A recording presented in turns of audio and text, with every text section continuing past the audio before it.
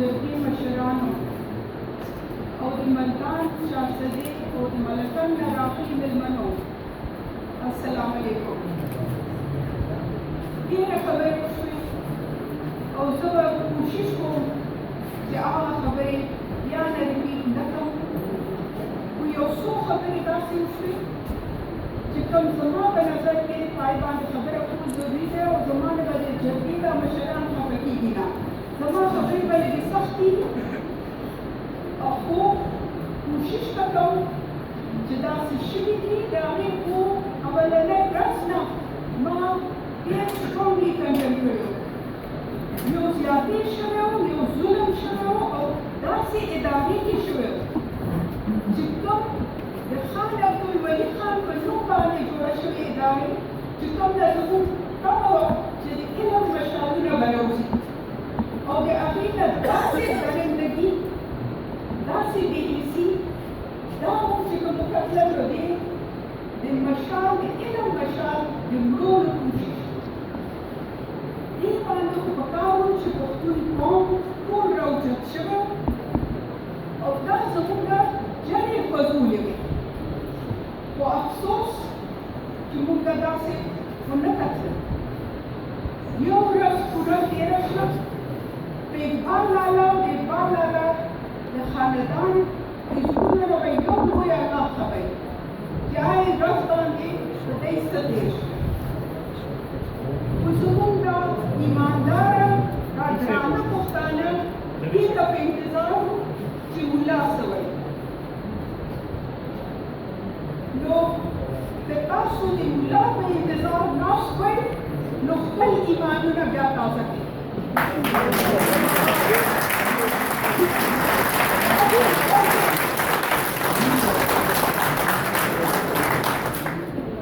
تاسو ولې خبر نه وئ چې یو ظلم شوی دی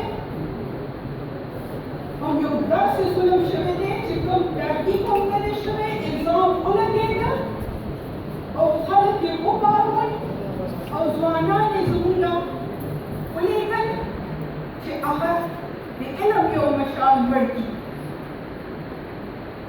ظلم ته به ظلم وایو، هغه به چې موږ پښتانه یو، درانه پښتانه یو او موږ ایماندار یو مسلمانان یو. یو بله د فکر خبره دا وه چې دا تعلیم یافته ځوانان وو، هغه زموږ د پښتون قوم تعلیم یافته ځوانان چې کوم خپل ملګري پسې لکه د سړي په روح ته ځو، دا موږ دپاره یو لوی د فکر خبره ده چې دا څنګه وشو چې بچي تعلیم ته چې موږ لیکو که دهشتګرد زموږ سکولونه کالجونه الوځوي. د فخر افغان باچا خان په نوم د یونیورسټۍ باندې اټیک دهشتګرد وکړه او زموږ د ښکلي ښکلي ځوانان پوهه ځوانان یې دغه کې د سوابۍ نه دلته یو زموږ پروفیسر و. داسې موږ وکتل چې د ولي خان یونیورسټۍ کې دننه یو دهشتګردۍ عمل وشو او په هغې کې موږ وکتل چې پښتانه کنفیوز وو. د دې صوبې چیف منسټر هغه خبره وکړه چې کله پوه شو چې څه الزام نشته دی. ولې دلته خبره وشوه چې دې ملک کې قانون هم شته، دې ملک کې آئین هم شته دی او که چا نه خطا کېږي یا کرایم کېږي د هغه به قانون او آئین لاندې کېږي. چا ته اختیار نشته دی چې هغه داسې کار وکړي، خو دې دپاره یو پوره پروګرام جوړ شوی.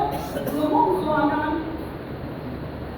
لکه د خشاکو مې بند کړل، هر فساد کې زموږ ځوانان لکه د خشاکو بند کړل او اوږه هم زموږ د ځوانانو استعمالوي چې هغه دغه موږ ته دا طبیعي خپله ګورو نه. نن دلته کې د پښتنو د روښان تاریخ خبره وشوه. نو زه خو ډېر افسوس سره وم چې څوک تللي وو مشال خان پسې. مشال خان و پښتون د پښتنو د یو علم یو روشني وه، بله ډیوه وه او هغه پسې چې څوک تللي وو نو هغه پښتانه وو او ټول ځان ته مسلمانان ووایي. نو دا مه وایئ چې دا پښتون و یا مسلمان و، دا پښتون و او دا مسلمان و او زیاتې او ظلم یې کړی او د دې غندنه به کوو او ځان ته به ګورو، خپل ګریوان کې به ګورو چې دا څنګه زموږ ځوانانو نه سړي فارغ او دا چا جوړ کړل. دا هغه د ریاست او غلطې پالیسیانې دي چې کوم دپاره موږ خپل دې ورکړي دي او خپل ځوانان بلو، خپل مستقبل انقطاع اچولی دی. نو په دې وخت کې زه تاسو ته وایم چې لږ دې خبرې ته پام وکړئ چې دا زموږ ځوانانو دپاره دا څه شر کرلی دی او دا شر موږ تعلیم او علم ته نه پرېږدي. نو موږ ته د تعلیمي نظام کې بدلون خبره کوو. که دغه تعلیمي نظام وي چې د یونیورسټو نه به زموږ سړي فارغ راوځي، علم بل کشانونه نه راوځي، نو داسې تعلیم زموږ نه ده پکار. دې لپاره به موږ د دې ریاست او د دې حکومت نه دا غوښتنه کوو. بله چې کومه خبره ده دا وګورئ، دا د فساد د ضیاءالحق د وخت نه راروان دی او هر یو زورور ځان ته استعمالوي، په خپله جیبونه ډکوي او د غریب ماشوم دقسې نه تعلیم ته کېږي او اوس به دلته کې په دې خطې کې نورې لږې شروع کېږي. نو چې ای کې موږ خیال وکړو چې بیا نه زموږ د پښتون بچې خشاک په شان استعمال نه شي یا زموږ د اوږې موږ ور نه کړو چاله. نو دې جرګې دا جرګه چې کومه نن راغونډه شوې ده، زه خو اقبال لالا ته سلام پېښ کوم چې دا څومره دروند کار دی او په هغې کې هم هغه جرګه راغواړي او د قوم د بچو فکر کړی دی. هغه یې دروند دی، پکار و چې موږ ټول هغه ته ناست وي، نو هغه موږ ټول راغونډ کړو او موږ ته وایي چې لکه خپل راتلونکي ځوانانو د هغې فکر وکړئ. دا اوس زما مشال سره وشول، سبا ستاسو مشالونه سره کېدی شي. نو دې باندې زه سلام پېښ کوم چې هغوی داسې یو جرګه راغونډه کړه او دا جرګه پکار دی چې لویه شي او هر ضلعې ته لاړه شي. د دې دا دلته به نه پاتې کېږي. بله خبره، مردان او د ثوابۍ کیسه به ترېنه نه جوړوي. مردان یو زموږ پښتانه دي، دا چې څوک کوشش کوي چې د دې نه د مردان او د ثوابۍ جنګ جوړ کړي، نو هغه هم زموږ خیرخواله دی. هغه هم غواړي چې دلته موږ خپلو کې اخته شو، نو چې زموږ ته کوم کار دی، کوم محنت دی چې هغه ونه شي او د بهر خلک بیا نه موږ دغسې استعمال کړي په کار دپاره. نو خو د مردان وروڼو ته خویندو ته دا ضرور وایم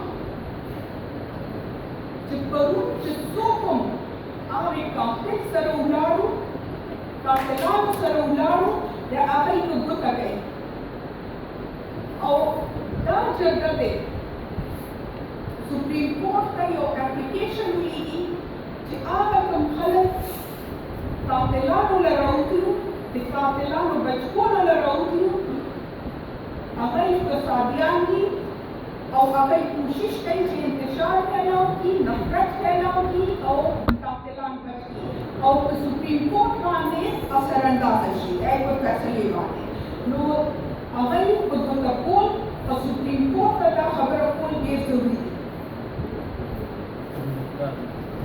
سهولتکار دي، دا ټول سهولتکار دي او دې کې چې کوم یو کس دی هغه کرمنل دی. بل دا دی چې د بندان د پولیس خبره شوې ده، هغوی هم شامل تفتیش شي، انتظامیه د یونیورسټۍ شامل تفتیش شي او سره د صوبې د ګورئ دلته کې ایجوکیشن منسټر عبدالله څخه خبر نه دی، حالا اوسه پورې موږ کتلې نه دی چې یو یونیورسټۍ کې دومره لوی عمل وشو او هغه لا خاموشه دی. دغسې د چیف منسټر دا ټول فیلیر دی د حکومت د ریاست او موږ ګورو چې هغه پالیسیانې چې کومې سټارټ کړې وي موږ لپاره چې تباهي وشي د پښتنو، نو هغه پالیسیانې لا بدلې شوې دي.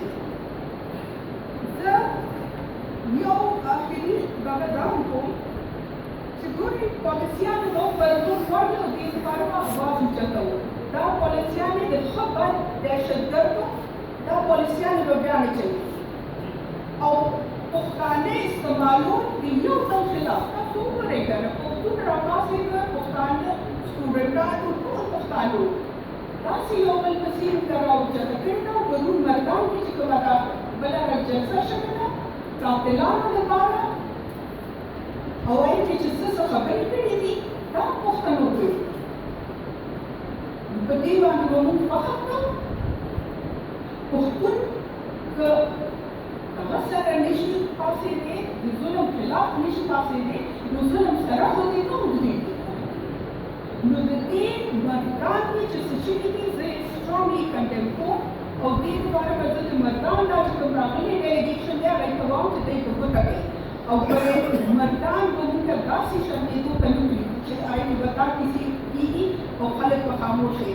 ټول پښتانه یو ټول به یو ځای کېږو او دې جرګې ته چې زموږ کوم اواز اوچتېږي هغه یو اواز هغې کې د سوابۍ او مردان او چارسده جدا جدا دي. موږ د ټول یو اواز سره خپله خبره کوو.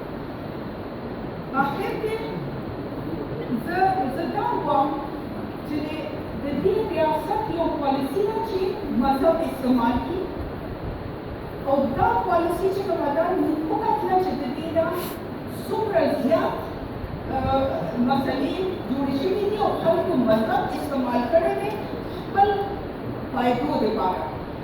مذهب زموږ خپل چې کوم ایمان دی هغه د خدای ساتي او مذهب او ریاست به جدا کول غواړي چې څو پورې دا نه کېږي نو دقسې به خو څومره موږ ته پته ولګېده چې یونیورسټۍ کې خبره بله ده استعمال مذهب شو او موږ ټول ایموشنل یو خپل مذهب حوالې سره. نو څنګه ځوانان بل وکړي په دې باندې سوچ پکار دی او دې جرګې نه په دې باندې یو سیریس سوچ دې پکار دی. باقي زه تاسو ټول نه یو پاسکو هوا دا موږ له پکار نه دي چې د دې انتظار وکړو چې تحقیقات دې وشي چې هغه بېګناه او که نه دا زموږ کار دی. موږ له پکار دي چې د ریاست اداره او سپریم کورټ دې ته دهشتګردي ووایي او چې چا دا قتل کړی دی دا ماوره آئین قتل شوی دی چې چا دا ظلم کړی دی هغوی ته سخت نه سخت سزا ورکړل شي. او آخر کې زه تاسو ټولو ته خواست کوم چې ما سره لږ لاس اوچت کړئ چې مشال خان ته یو دعا وکړو. آمین.